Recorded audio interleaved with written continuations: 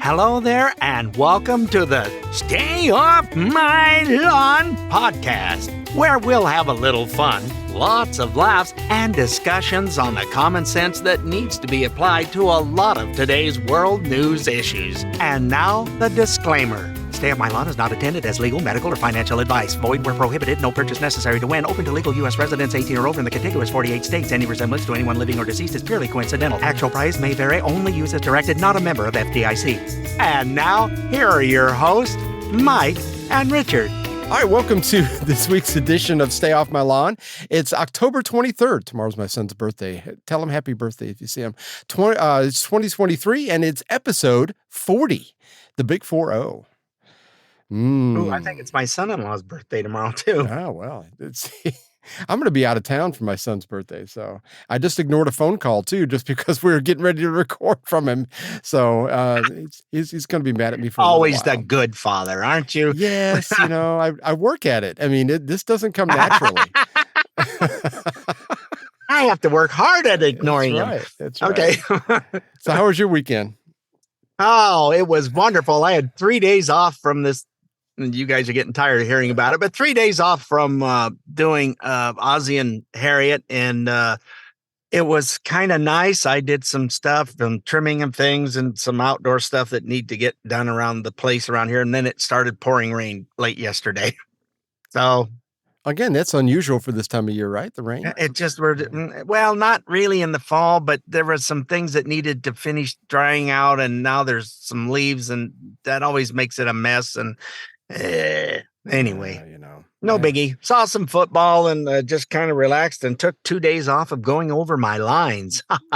Yes, folks, I have about 24 minutes worth of lines that I have to memorize. And if I don't continually go over them, I go, what'd they say? What? So it was nice to have 3 days off, because this week we're doing 6 shows. Oh my gosh, yeah. Monday, Tuesday, Wednesday, Thursday. We get Friday off, and then 2 shows on Saturday. And then you're done, right? No. And then we have 3 more shows to do. Oh, for goodness sake. The following week on Monday, Wednesday, and Thursday. And then we're done. Yeah. November 2nd is the last show. 17 of these puppies. That's the most we've ever done, going to different. She had calls and more people. Well, can't you just add a no? She already added 2 more dates on top of the normal 15 would be the max. So yeah, it's the group is getting to be very popular because she only has folks in it who are seasoned theater people that don't have to take a lot of directions. Here's what we're doing, kind of that, your character, what you need to do, help out, build the set, put the set up, take it back down, because it moves with us. It's like a 4-panel thing that set up, and some stuff gets put over it, and we do scene changes as it were for, theater of the mind. Just pretend we're out there, or pretend we're outside on a sidewalk. What are you going to do when you're going to 17 different places? You can't take a huge set. Yeah. So, but it only takes us we're getting now to where this person does that, this one does that. There's only 5 of us. That's all there ever is in any of our shows, is 5 people. So if there's more characters, I had one show, I did 5 different characters. Son of a gun. Well, you could change it up, though. I was just thinking, instead of Ozzie and Harriet, you could have it like Ozzie and Sharon as an Osborne. And listen, buddy, I barely got the lines down now. Don't be messing with me. You finish a bottle of Jack in the car, and you'll sound just like him. So I mean, you've been rather busy on the how do you say that? Family front, relative. Surprise.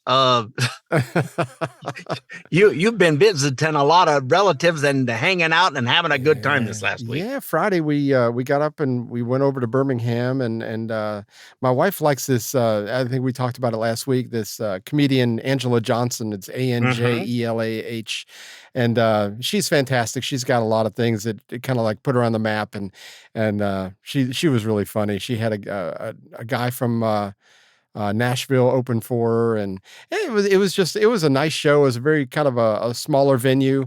which is always good. We have a place up in Chattanooga we go to that is a smaller venue, and we don't go to a lot of shows. We don't go to concerts. We don't really do a whole lot of that stuff. So if we're going to go someplace, I want it to be only with maybe 500 of my closest friends instead of 86,000, which is kind of what I did yesterday. We went to the Apple Festival up in Ellijay. We have people coming from. I saw car tags from all over the Southeast come to this Apple Festival. The driver of our shuttle said that Saturday there were 30,000 people show up at this Apple Festival. So, holy crap! Yesterday was not quite as bad, but it was huge. It took us. Just to walk through everything, it probably took us 3.5 to 4 hours. Of course, the women stopped to shop, and that's part of the reason why it took that. Well, there's no other point for him to be there, is there? She got a great hat, though. I mean, there you go. I got some great teriyaki chicken, and that was about all I bought myself. So yeah, you were supposed to buy a little handheld individual pie to eat, and you were going to eat one for me, and I was hungry all day, and I wasn't happy about it. And I forgot, dadgummit.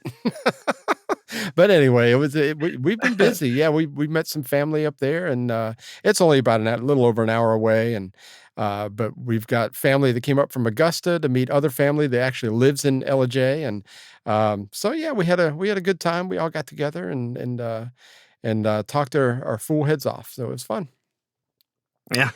That's always kind of nice to get together every once in a while. Yeah, I was enjoying I left a trail everywhere I went on Saturday. I was just explain that one. Just a giant slug. I mean, it was, or if I sat in my chair for too long, the wife goes, "How are your mushrooms going?" Jeez. So yeah, I was at that point watching college football after we got home from doing some shopping and some other goodies. But hey, I did get a good buy on coffee. So when I get 42 of the Keurig little pods for $12, I'll buy that all day. And they're really good. So sometimes I buy it and go, well, if it's not good, I'll intersperse it between the good coffee and I'll eventually get rid of it. No, it's actually good stuff. So sometimes that coffee will taste like a combination of dried mushrooms and fertilizer. So yeah, it's good that it tastes like coffee. That's yes, it's a rather tasty. I've in my older years, whatever, I've grown to I like frou-frou coffee. See, I'm so proud of you for being woke. My son turned me on to the mocha coffee, the Black Rifle stuff that comes in the can, the ready to drink stuff, and I've been drinking a lot of that. I found a great deal on that. We found cases of it for $10, and so I've got stacks of it out in my garage, and my garage fridge is full of it. So it's like we've got. I'm good for a little while anyway, and some of those bigger cans have 300 milligrams of caffeine. I need that sometimes. So. I have my two, and this is from a Keurig now. I make the 12-ounce cup because it's I don't like heavy strong coffee, and the wife doesn't like me drinking much of it either because I sound like an auctioneer. I'll just how's everybody doing? Everything just fine. Hey, it's a great day to be alive. Would you like to have some? My wife did that the other day. We were driving because we were going back and forth to Alabama, and she's like, she had a big thing of coffee, and all of a sudden she's like going, I never really realized how nice Rolls Royces were. Maybe I could find something. And she's going through her phone. She found one from a 74 Rolls Royce for $20,000. That's the one I really want. I'm like going, are you insane? What's wrong with you? Then I realized she had a big coffee, and I was like, wow, we're not letting you do that again. Yes. Oh, I did that one time. When I used to make coffee in a pot, my oldest got up on the weekends because I was getting up at 4:30, 5 o'clock every morning to go to work. And so on the weekends, I still would get up early, which was sleeping in for me was 6 o'clock. And they'd finally get up and, good morning, girls. Hey, would you like to have some pancakes? Maybe you'd want some waffles. Anything else you want to have for breakfast? Maybe some eggs. What sounds good to you? Father, have you had too much coffee? I don't think I've had too much. I think there's still only about a half a cup pot left. I don't know she goes, Father, you can't have that. This is not an auction. Slow it down. No. Yes.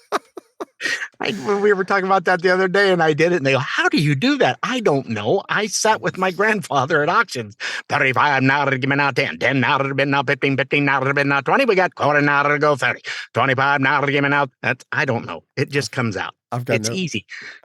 The only skill I have is to drive like little old ladies. I mean, and only a handful of people see that a day. So you know what? We're BSing a little too much today. We got a big show.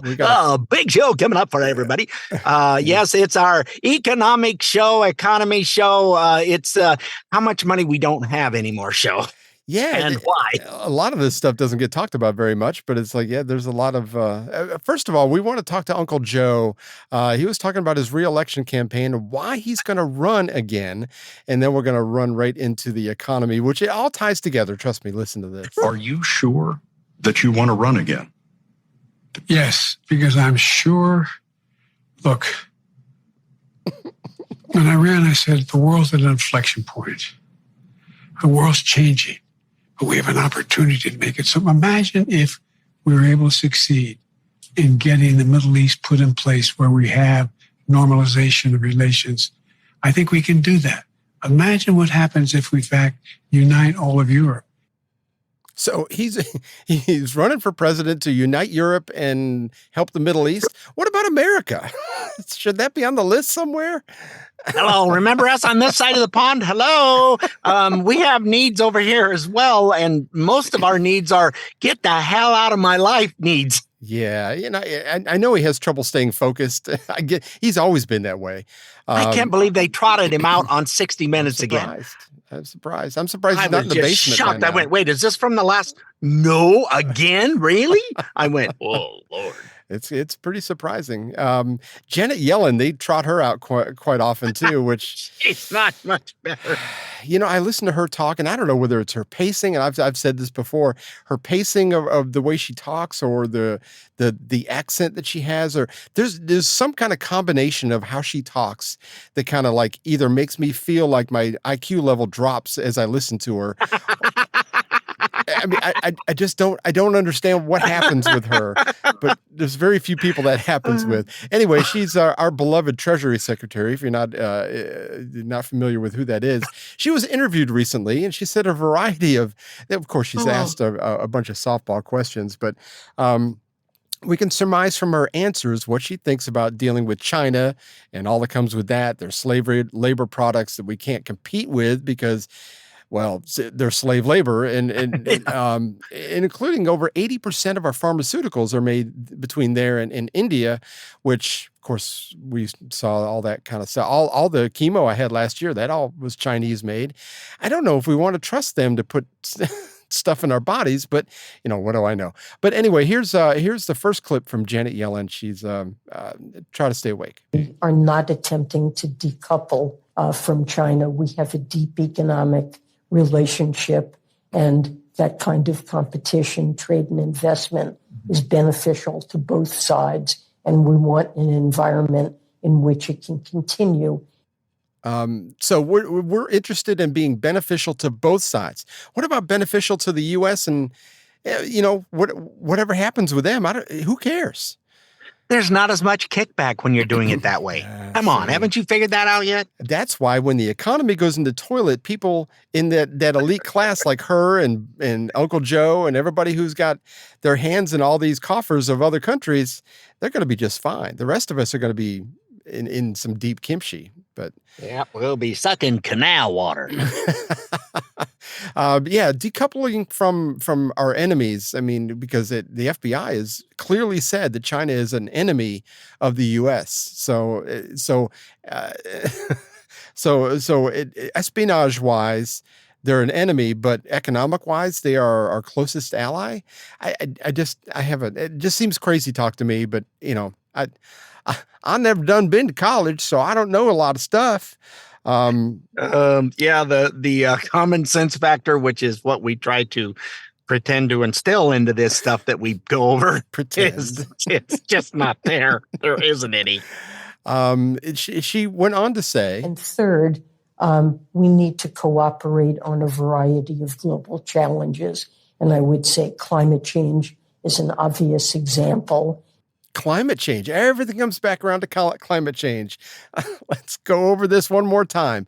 We need to collaborate on global challenges because, we've just got money falling out of our pockets over here. Yeah. Well, that's because we've been borrowing it from China, Well, yeah. so it doesn't stay in the pocket long. It moves on. And we also care nothing about domestic challenges. That's ridiculous. It all comes back around to climate change. China has plans to build another 100 more coal plants by the end of the year. Geez. So, I mean, they've been averaging 2 a week up until this point. So, we can't build nothing. California has want all these people to be in electric cars, and they don't have the grid to give them electricity just for air conditioning now. Because they shut down a lot of the coal plants. Well, they shut down the nuclear plants too. Absolutely. We need to, as Jimmy Carter said, nuclear. We need to have some more nuclear plants. And he was a nuclear sub commander. It's like, holy crap, learn to say nuclear. So anywho, Bill Gates is going, he's backpedaling on the that stuff right now. All of a sudden I went, well, what? Oh, he's backpedaling big time about the global stuff. And it's like, why? How come what's with our ecology is like, well, it's not that bad. What? Mhm. Because it's not working. People have done like we have. They've looked it up and found out, well, there's not a problem. What are they talking about? This doesn't exist. Yeah. I'm kind of surprised. I do have one more from Janet Yellen, and then we'll go to break. It's she finally did get around to domestic economics, and this is her brilliance. Inflation has been high, and it's been a concern to households. It's come down considerably. At the same time, we have about the strongest labor market we've seen in 50 years with 3.8% unemployment.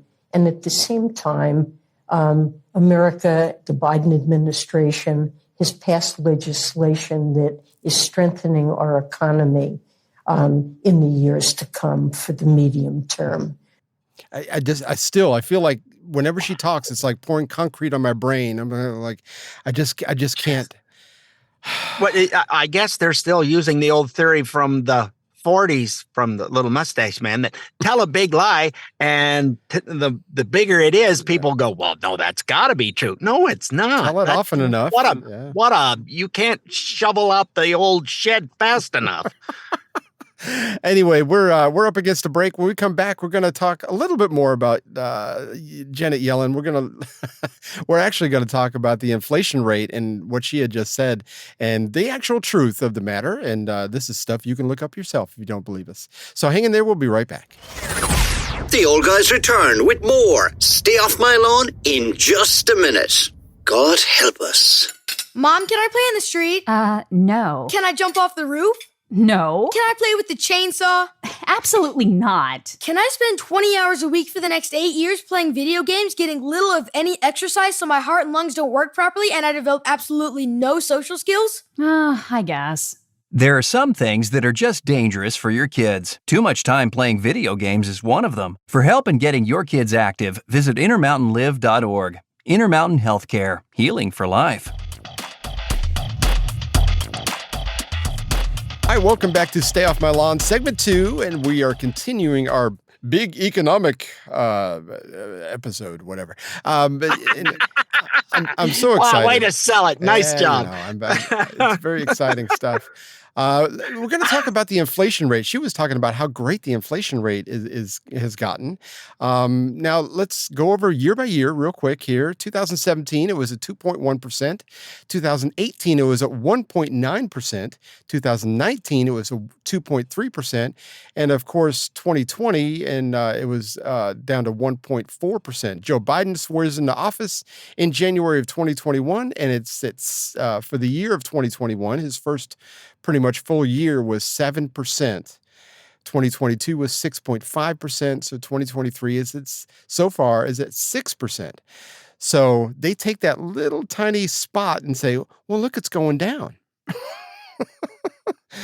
It's like from the high that it was. And I love how, robust economy and people are working. And those that you had booted out of their jobs for COVID have gone back to working some. There is a huge workforce that is no longer in the workforce because you have said, well, everybody needs to have $15 an hour. Well, now you got somebody making $15 an hour and they can't afford childcare. And what you're actually doing is strengthening the family again, which you did not want to do. No. But it's working out great because I know of 3 different people that went, you know what? It's costing us $200 a month for me to stay home. We'll figure it out. It's just not worth all the hassle and headache and not raising my own kids. Yeah. And so a lot of women, or sometimes the man, depending upon who had the better job and whatever, are staying home with their own kids. And they're pulling a lot of them out of school to do it. Yeah. So, you've got a huge workforce that's no longer in the workforce. Right. And they stopped counting that after a while, but you're absolutely right. I mean, a lot of people are pulling their kids, especially I saw a stat, and I don't remember the exact number, so I'm not going to try to quote it, but Seattle and Portland, the school systems have diminished quite a bit just because people don't want their kids indoctrinated in things that they don't believe in. Because there's people who Republican, Democrat, in all sections of the country. I live right down the street from somebody. We couldn't be more politically opposed, but we live, within 3 houses of each other. So I mean, there are people everywhere pulling their kids out because they don't want them taught 72 genders, and they don't want all this. Yeah. I mean, nobody wants. Look. I don't care if it's straight sex with animals. I don't want anybody talking to my child about sex. And my daughter-in-law said the same thing. She's planning on homeschooling the granddaughters. So that's great. I think that's fantastic. Yeah, so they're all out of the economy, and you think, well, what is that? Well, that's the economy. And I know of several childcare places that have just had to close down because they didn't have enough. Yeah. Kids anymore. It used to be, wow, it was a boom in business. Well, it ain't anymore. They price themselves out of, but yes. But with the inflation rate, I guess they have to. But yeah, you think about the inflation rate going from averaging about 2% for during the Trump administration, going to 7%, 6%, 6.5% type thing. It's sort of like you have I heard this analogy the other day and I thought it was pretty good. It's like you have a neighbor that all of a sudden one day decides to slash all 4 of your tires, and he does it every month for about a year. And then all of a sudden he goes down to, now he's only slashing 3 of your tires every month. Well, things are getting better. No, they're not getting better. He's still slashing your freaking tires. So it's like I like that analogy. It's the same thing. It's like, we're saying things are better, even though they're still in the trash can. It's all about manipulation of the facts. So, and if you want to know and look at what's happening with discretionary income, meaning you have some money, you go out to eat. Well, I used to be I'm an old laundry man. I would deliver to restaurants, napkins, all that kind of stuff. I did that for a lot of years. But the last time when Obama was in office and gas hit $4 a gallon, restaurants you'd go and you would pick up half the laundry you used to pick up because that discretionary income went away. Right now, the failure rate of restaurants is humongous. People, I'm going to start a restaurant. It's not a good time. It's saturated with people trying to do it, and there's fewer people to serve because they don't have. That's one of the first things that gets cut out is, we can cook at home. Fortunately, we're really good cooks and we don't mind cooking at home. We cook together and always have for 48 years. And she hasn't poisoned me yet. So, hey, it's working out. That's why we cook together, is keeping an eye on, what are you putting in there? What is that? Arsenic old lace. It's going to be okay. So the discretionary income, just look at restaurant failures and how many of them are going out of business, and they have trouble trying to find help because there's not as much of it. Some of these kids, if they're in states where they pay them to stay sitting on their keister and grow their own mushrooms.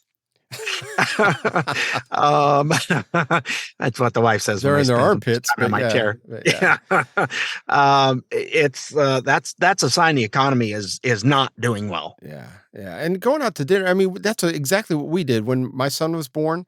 We used to go out because we were both working. I worked 2 jobs right up until we got married, pretty much, and then we were able to cut it down to 1 because we had 2 incomes. And then my son came along, and all of a sudden, it's like any type of stopping to get something to eat on the way home that went out the window because we had diapers and formula and all the other the clothes were outrageously expensive. It's like you have to cut out something. That's the easy one to cut out because you can always make spaghetti at home. We had spaghetti 2 or 3 nights a week a lot of times. So it's like, you're right. And you just watch Gordon Ramsay's Kitchen Nightmares, and it's like you'll probably want to eat at home more often anyway, just because some of the food as an old routeman delivering to restaurants, I had a really good friend of mine. We both started in the laundry business, and he went on to work for Farmer Brothers Coffee. So he knew a lot of restaurants, and we talked to each other. Yeah. Oh, that Chinese, that's a great place to go. Yep. Kitchen is spotless. It's great. Yeah. Oh, you want to do fast food? This place might be 40 years old, but it sparkles. Wow. Oh, that's a good. And then it's like, don't go there.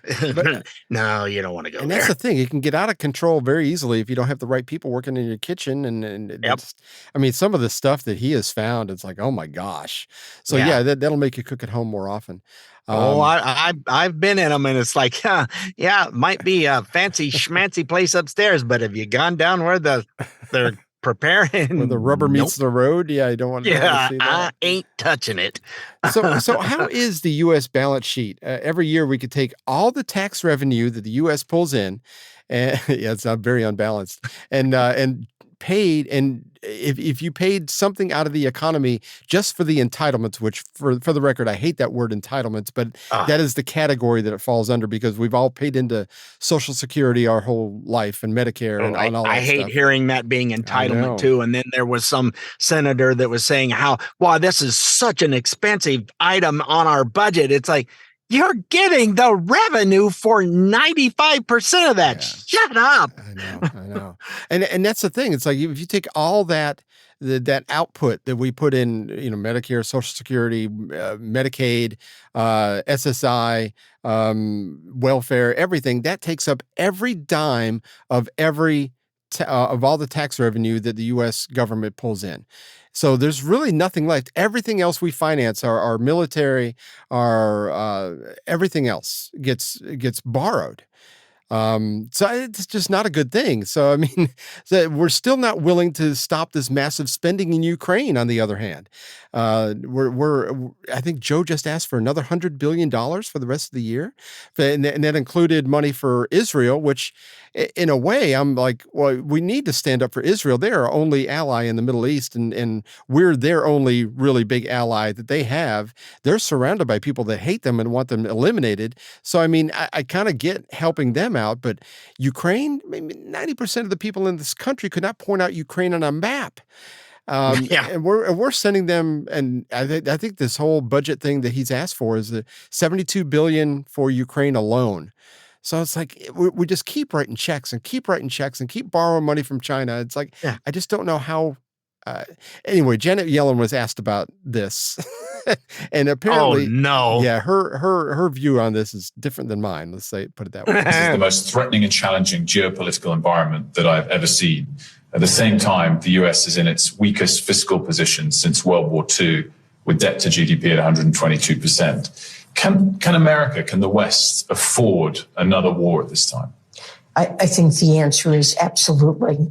America can certainly afford to stand with Israel and to support Israel's military needs. And we also can and must support Ukraine in its struggle against Russia. And this seems to be bipartisan. You got a lot of Republicans that say the same thing. Oh, yeah. What's going to happen when Taiwan's the next one? Oh, we can do that one too. Yep. Okay, pretty soon China's economy's in the dirt anyway. It's having problems because we, as being high consumerism, are not consumerizing things anymore or anywhere near as much because we don't have, again, the discretionary income to just willy-nilly get garbage. So it's causing a real, this Bidenomics is screwing up the world basically. everything, yeah. It's causing a problem, but we don't have money for all these wars because all we're doing is can we borrow some more money so these guys can still fight each other? Oh, we need to borrow some more because now there's a new place that's fighting each other. And the thing is, it's like, and you mentioned Taiwan being on the horizon. I think with the weakness that we show in Washington, D.C., Republicans and Democrats, and especially led by Uncle Joe, I mean, they have an opportunity right now to go and get Taiwan. We're distracted with Israel and Ukraine, and especially with all the money and munitions that we are depleting our own supply of. Why wouldn't they? I mean, if I was a leader of China, I'd be like going, it's now or never, buddy. Let's do this. So we could borrow money. Eventually, we could be borrowing money from China to fund Taiwan to fight China. I know, it's not making any sense. Well, China's looking at taking over Taiwan, much like Japan went. Oh, they're busy fighting over World War II over in Europe. They can't. There's no way they can fight two fronts. Right. Apparently, they found out. Yeah, we can. Well, I mean, especially once you come on, and I mean, of course, Hawaii wasn't a state at that point, but as soon as you come on some kind of U.S. soil and start something, then the people come out of the woodwork and say, what do I need to do? They did back then. Today, I'm not so sure. No, well, we had a destroyer fired on over in the that had just gone through the Suez Canal. They were launching rockets at it. Yeah. And apparently they shot the rockets down from the destroyer because they have Patriot missiles or whatever they're called nowadays. I don't know. And we did nothing about it other than just shoot the rockets down. It's like, you fired on us. That's an act of war. Mm-hmm. Oh, it's okay. You missed us. So don't worry about it. This is where the word deep kimchi comes into play. And if you have never had kimchi, it's delicious. But in this whole situation, it's and it's sour. It's Korean sauerkraut. It's very good. But okay, sure. I'm German. What are you gonna do? But I do think that we have put ourselves in a position, especially with our elected officials as they are today, and we've got some good ones, but maybe we've got a whole lot more bad ones than good ones on both sides of that aisle. So buckle up, put your helmet on, because we don't know what's coming. That's right. Buckle up, Buttercup, because it ain't going to get any better anytime soon. Nope. Absolutely not. We have been using a massive shovel to dig this hole we're in. And they love that shovel, too. Senator Ron Johnson, another good one, from Wisconsin, was interviewed recently, and he had a different common sense perspective as far as the economy goes. Somebody asked me, what's your definition of Bidenomics? So it's pretty simple. $1 that you held at the start of his administration is now worth about 85 cents. That's what printing all these dollars is doing, and we'll continue to do it. I mean, this year's deficit will be close to $2 trillion. We're spending about $2 trillion more than we spent just 4 years ago. It's completely out of control. There's no process for getting it under control. The American public has to wake up to this. Unfortunately, there's very little public pressure to rein in spending because most Americans love the benefits. And of course, the elected officials love bragging about all the bacon they're bringing home to their districts and their states. So it's completely out of control. I keep telling people nobody can out-frustrate me. I'm one of very few deficit hawks in this in Congress. There are others, but not many. That's the problem. There's not many, and that's spending other people's money is not a concern. Oh, we're having inflation and having a problem. Let's just keep doing what we're doing. It's fine. Yeah, it seems like it'll get better. Yeah. But like I said, the elites, they're not going to be affected. It's only the rest of us, so they don't care. Nope. So we're up against another break. We're going to come back on segment 3, and we're going to start it off with a quote from Reagan back when he was governor of California. So hang in there. We'll be right back. This is what happens when you mix opinionated old guys and microphones. Stay off my lawn. We'll be right back. Do you know how much salt is in your bowl, soup fans? Remember, an adult's maximum daily salt intake is 6 grams, and a kid's even less. So compare the labels on different soups and choose the ones lower in salt, or perhaps try making your own. Go to eatwell.gov.uk. Salt. Is your food full of it?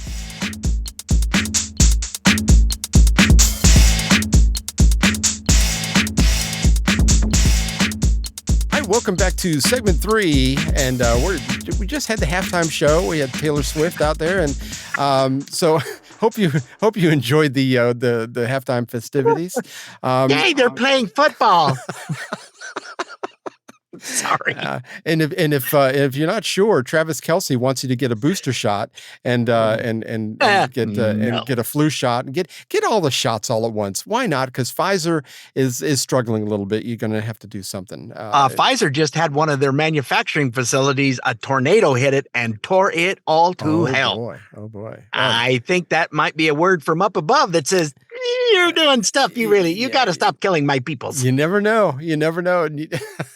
I hate to call on and say that was God, but you just don't know. Oh my gosh. Yeah. So if you're a football fan and a Travis Kelce fan, then go get your boosters. On a related story, I saw something the other day. It was actually opposite of what I had read before about boosters, that most people did not plan on getting the next booster that's coming out, or even the flu shot. They said less than 2% of the people polled in this most recent poll said that they were not going to get the booster.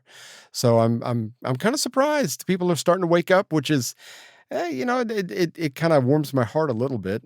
There's too much information out there, and now there's even been doctors that they're allowing to say stuff that says, yeah, it's caused some problems. There were far more people died from the shot than from the disease. Yeah, that's telling you there's a problem. But there's still a lot of people out there that won't even look at that, won't even consider that what happened. Anyway, Ronald Reagan back in 1975, I think he was still governor of California at that point. He was being interviewed on The Tonight Show by Johnny Carson and talked about taxes. It's fascinating. Now, you got to remember, things have changed a little bit since he talked about this.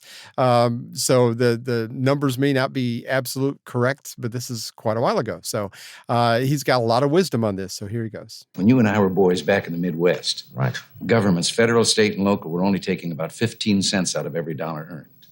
Today, they're taking almost half of every dollar earned in the United States.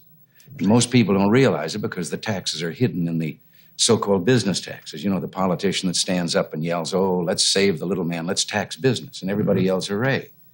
But they haven't figured out that every tax on business is just a part of the cost of production. And the customer winds up paying it when he buys the product. It's a hidden sales tax.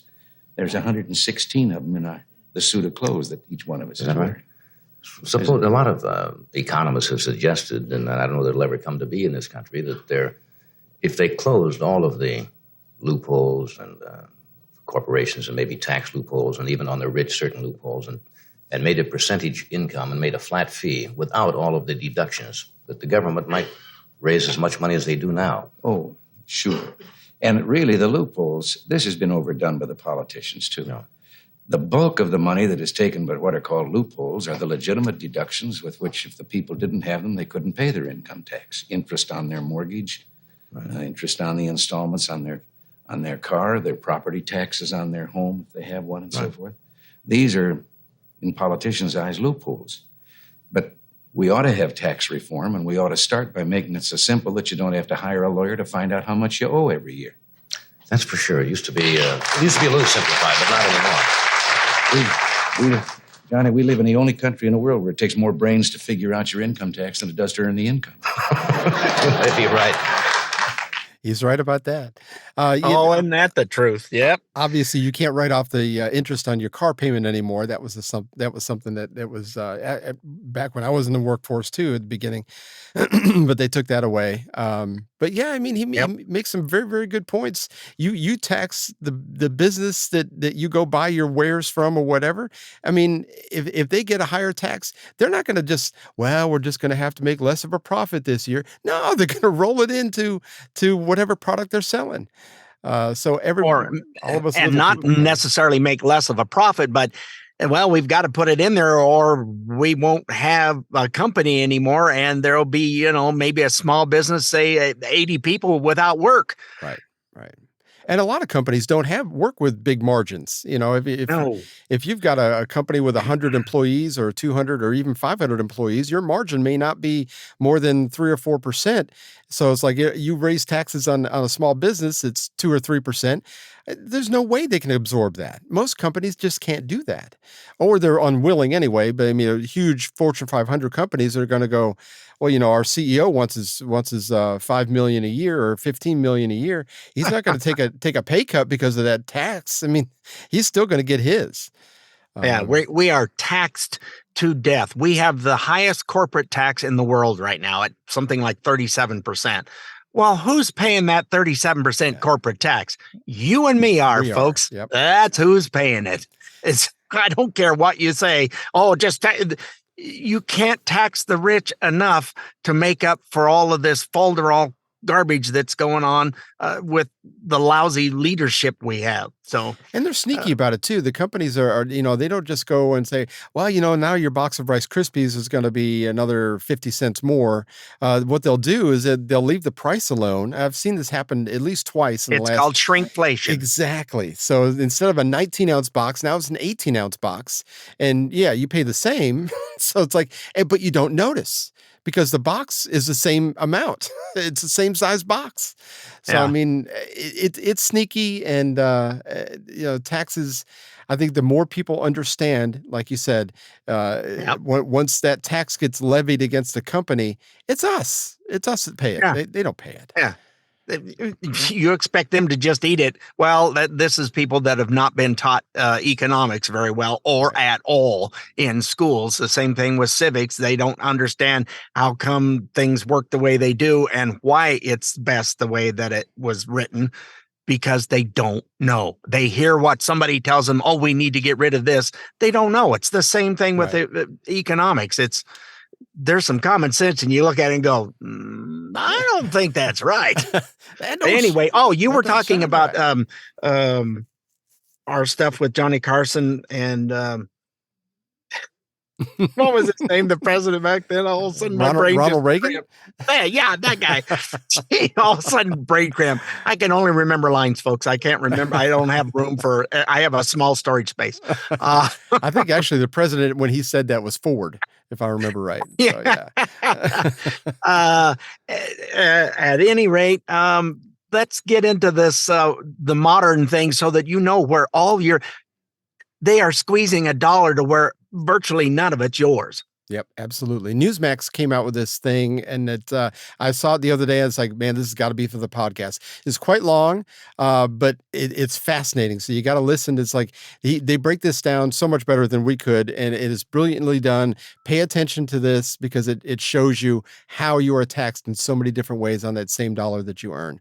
So here's Newsmax TV. We're using round numbers and percentages based on national averages. So first, you pay your federal income tax, which based on the national average comes out to about 22% for the median income in America.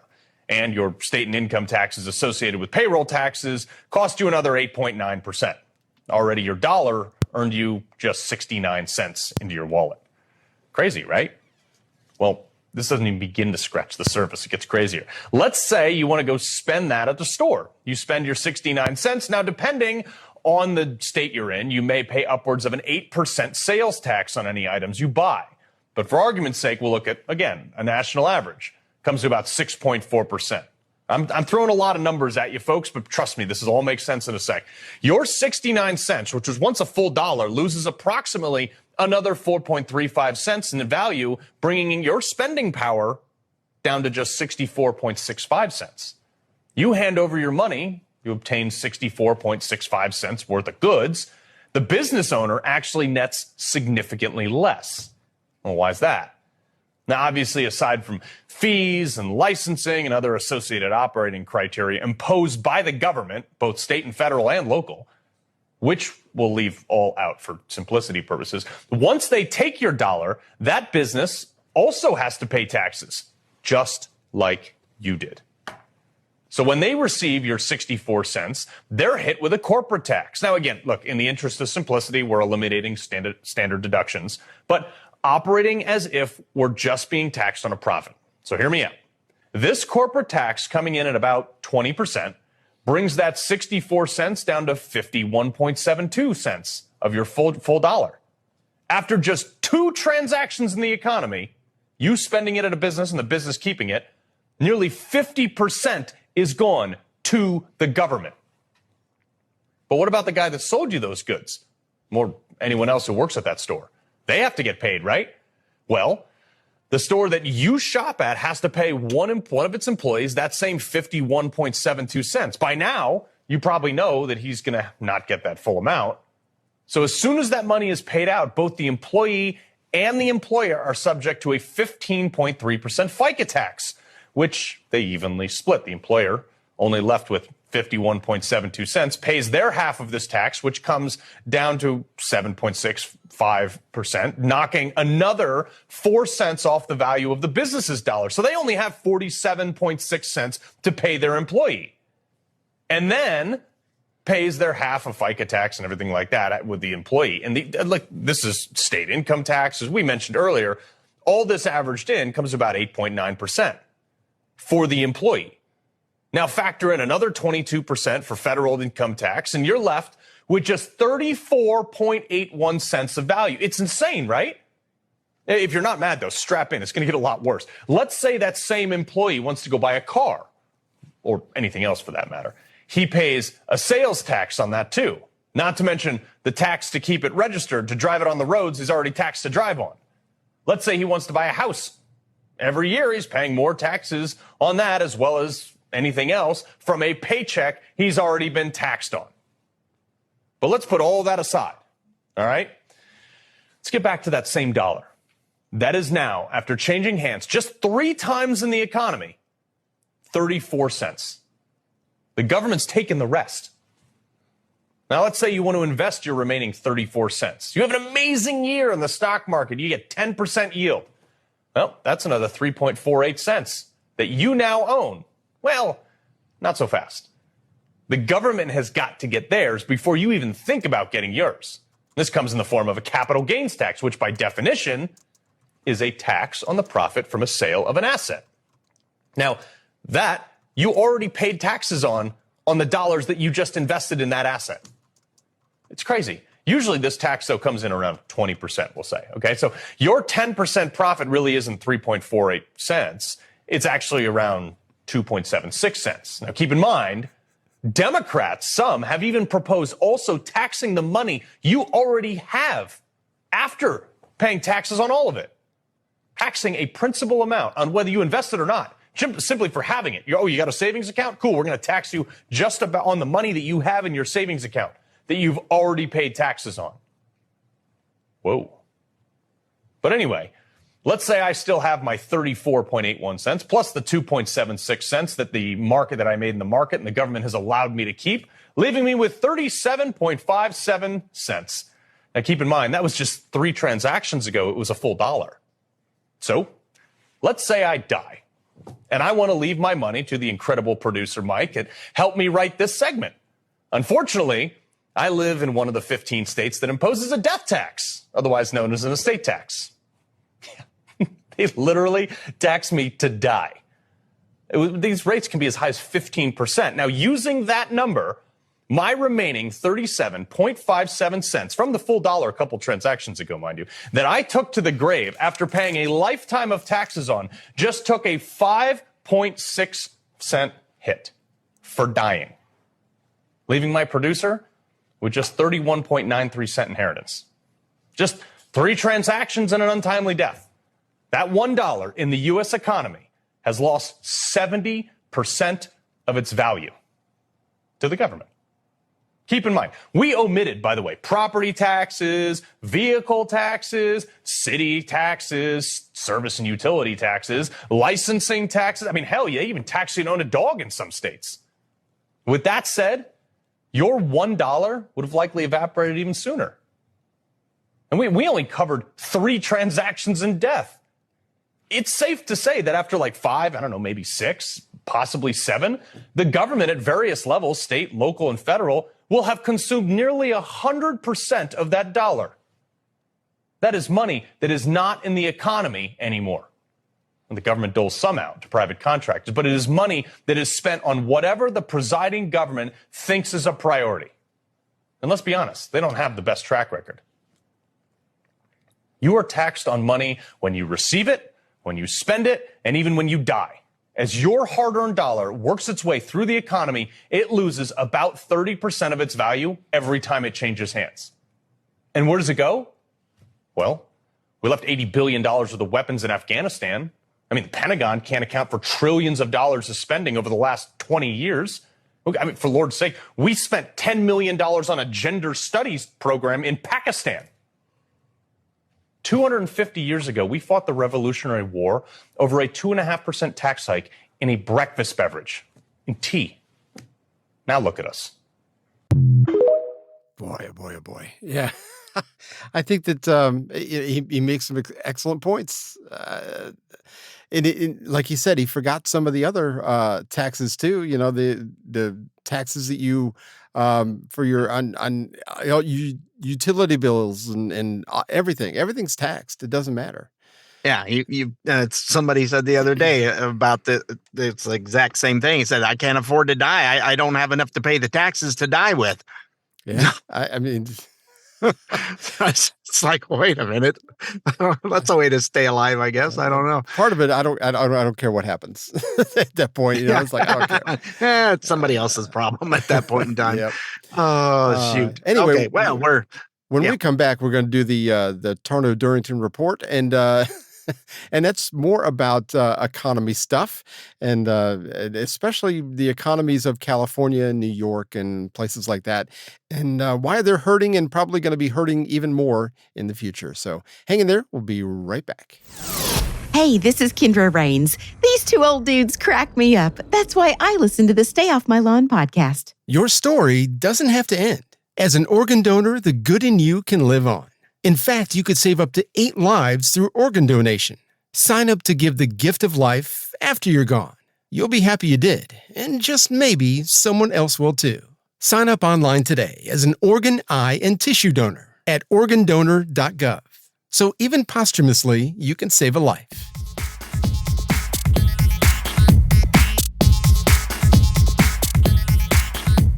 All right, welcome back to segment 4.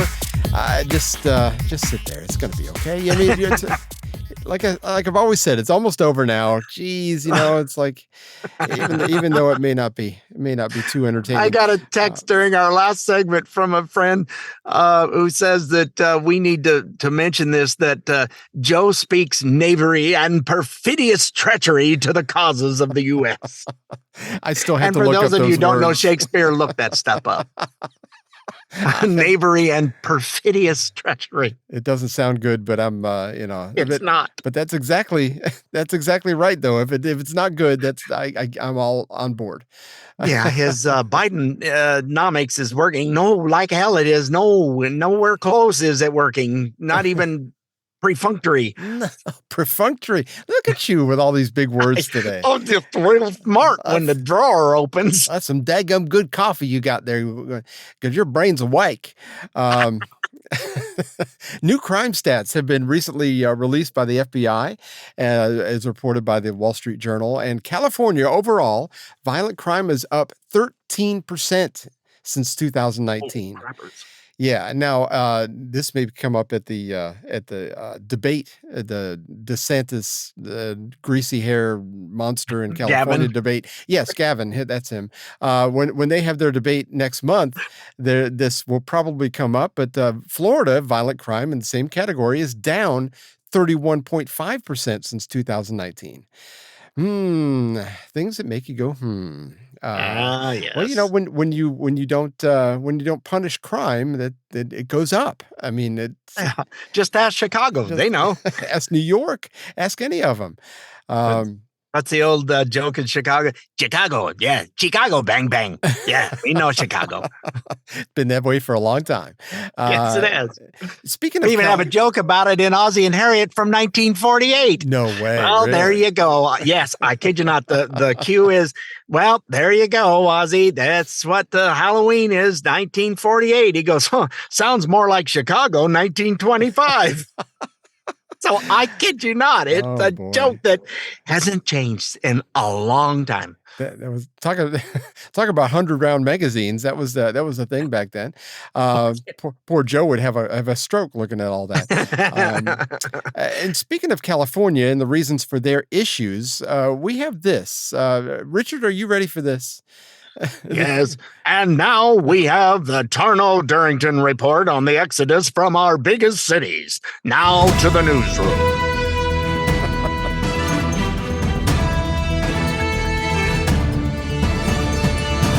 Biden's economy causes mass exodus from New York and California.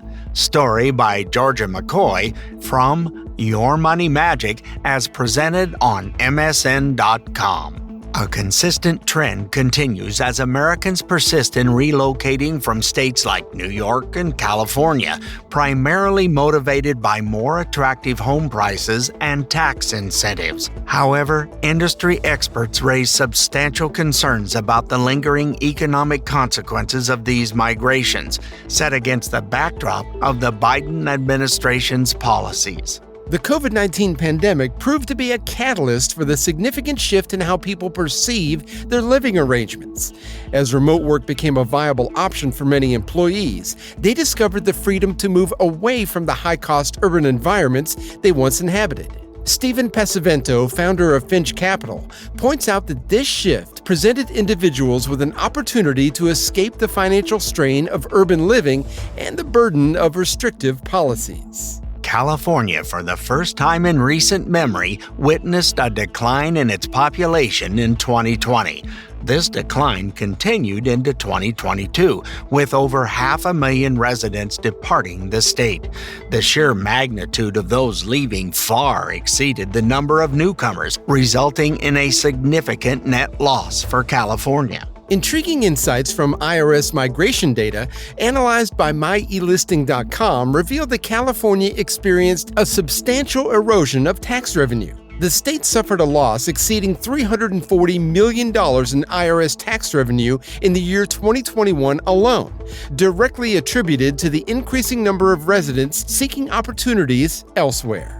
In close pursuit of California, New York experienced a substantial drop in its annual tax base, losing just under $300 million.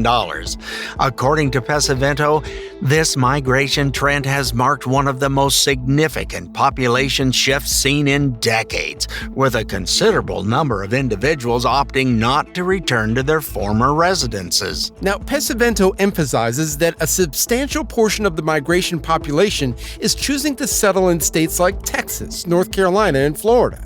The allure of lower taxes, more business-friendly policies, and the alignment with personal values acts as a driving force behind this relocation trend. While New York and Los Angeles witnessed a modest revitalization as COVID-19 restrictions gradually eased, the resurgence remains far from the robust social and economic boom experienced before the pandemic. Homeowners instead are still opting to depart for states and smaller cities that offer a more appealing and comfortable lifestyle. A noteworthy phenomenon accompanying the exodus from California is the propensity of buyers to gravitate towards suburban housing markets. This allows them to maintain proximity to major urban centers like New York City while enjoying the increased space and outdoor amenities offered by suburban living. The growth of New York's real estate sector in the post-pandemic era has been substantially fueled by international markets, particularly investors hailing from China and Russia. Their investments have significantly contributed to the resurgence of this sector. The housing market has been affected by supply chain disruptions and rising inflation, leading to increased construction costs. Consequently, this has constrained the availability of new properties for prospective buyers. In an attempt to counteract rising costs, the Biden administration has introduced various strategies. Nevertheless, there is a disparity in expert opinions regarding their efficacy, with some experts perceiving the Inflation Reduction Act as having limited impact. Experts like Michael Lush suggest that individuals should actively take charge of their financial situations rather than solely relying on government interventions. This proactive approach includes building substantial emergency reserves and exploring alternative investment opportunities that better align with one's financial goals. Yes. And thank you for listening to the Tarnow Durrington Report on the exodus of our biggest states. Yeah, we should have tagged that on there. But yeah, I mean, that was a great article Richard found, and I thought that we go back and forth on that. It was his I was way too serious, but that's okay. His idea anyway. It turned out pretty good. I like it. Huntley fun with it. We may do more of that. Yeah, who knows? Why not? We do need a palate cleanser because the economy is. I feel like I ate the south end of a It's real pasty right now. Yes, it's terrible. It's like I don't even own Listerine. Paul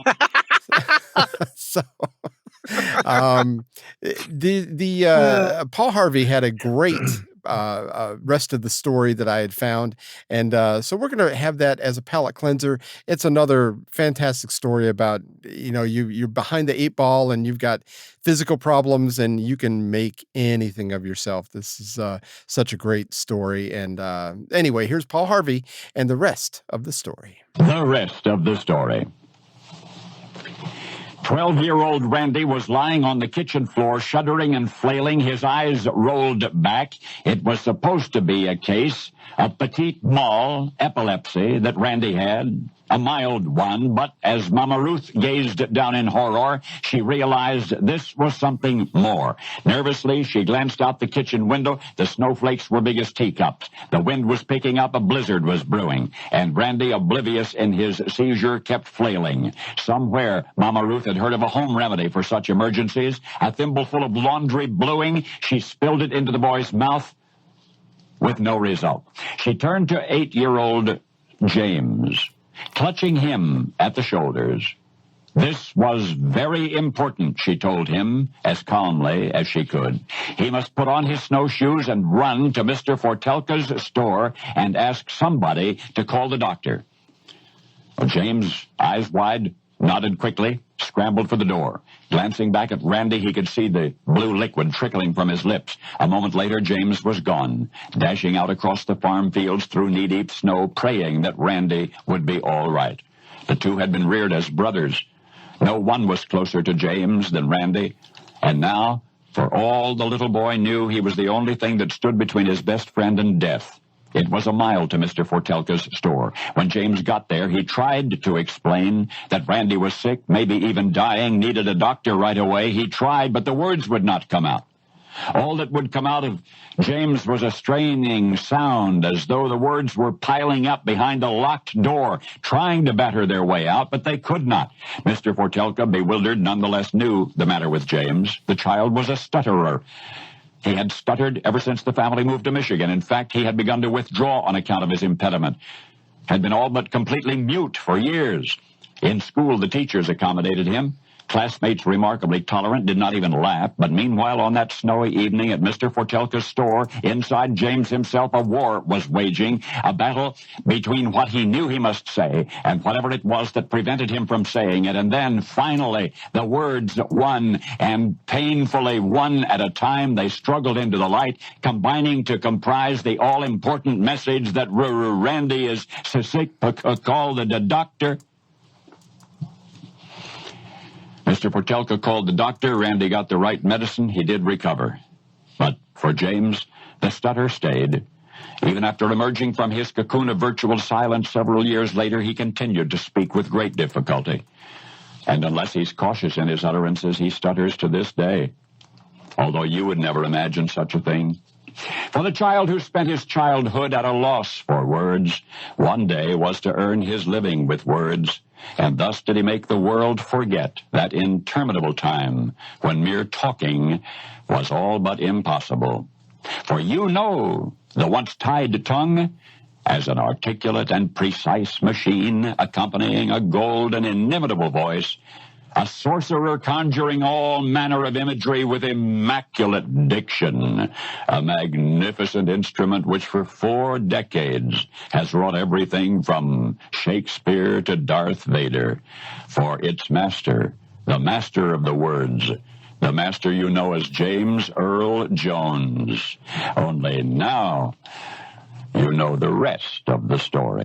Another great voice. Gosh, it's like you hear his voice, and I just think that he was one of those voices I wish I had. I wish I had a nice, deep, like vocal cords the size of your finger. Yeah, his vocal cords have got to be like a hand clapping. Exactly. That folds that other. That's and to think that he had that malady of stuttering and what he does now, and the voice of Darth Vader, obviously, and are they still using him on CNN? Because I never look at CNN anymore. I have no clue. I have no idea. But they'd be foolish not CNN. to. Yeah, he made piles of money just off of that one little thing. But Disney recently took his voice and did the AI thing with it so that they can use him for future Darth Vader things, and paid him, I don't remember, he got something for it. But what they wanted to do, they were going to give him a pittance, and he goes, oh no, no. So he's going to have a lot more money to leave behind for somebody, because he's getting up there. But yeah, they're taking his voice and doing AI with it and using that to further Darth Vader's voice. Wow, very cool. They just did the same thing with Robin Williams for doing Aladdin for the genie. I didn't even tell you about this, but I found an AI thing. I was up with heartburn the other night. I was finding a lot of this stuff, but there's an AI website out there, and I can't remember it off the top of my head. I'll put it in the notes, I think, if I can find it. But I've got a couple of different liners. Here's Judge Judy talking about us. This is Judge Judy, and this is the Stay Off My Lawn podcast. It's not bad, right? Wow, that's pretty good. Thanks, Judy. We appreciate that, Judge. Then, of course, you got Uncle Joe, which... This is Joe Biden, and this is a Stay Off My Lawn podcast. I mean, that's the most articulate sentence he's made in a while, and we've got it here. So we've got it first. Well, anyway, we hope you were somewhat informed and had fun like we did. Don't forget, you can find us on iTunes, Spotify, iHeart, Google, or wherever you get your podcasts. And also, we started putting things up, full episodes and our promos up on YouTube at youtube.com/@StayOffMyLawn, and give us a follow on Instagram. That would be great. Also, we'll follow you back, I promise. Yes, we will. We're real good about that.